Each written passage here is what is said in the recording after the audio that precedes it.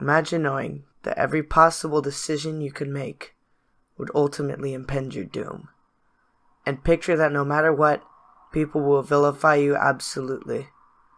One man who went through such a dilemma was Admiral Yamamoto.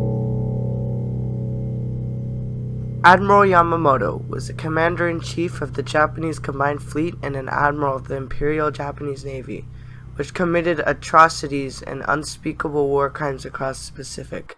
Above all, he was loyal to his cause.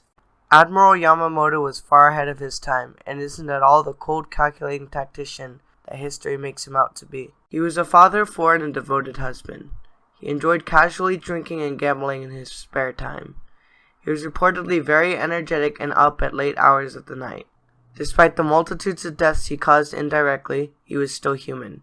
To this day, this quote from Admiral Yamamoto remains famous. "I fear all we have done is to awaken the sleeping giant and fill him with a terrible resolve." This was in reference to the Pearl Harbor attack of December 7th, 1941.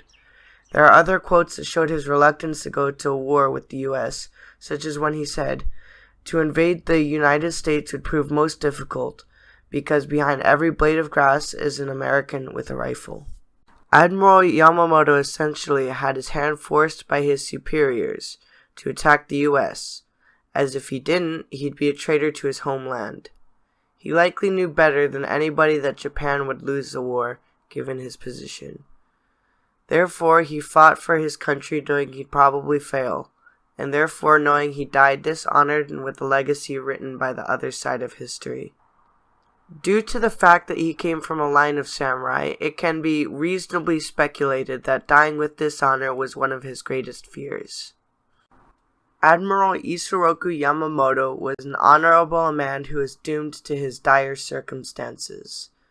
Although the same could be said about the countless Americans that he caused to die, it begs the question, was he really that different from us?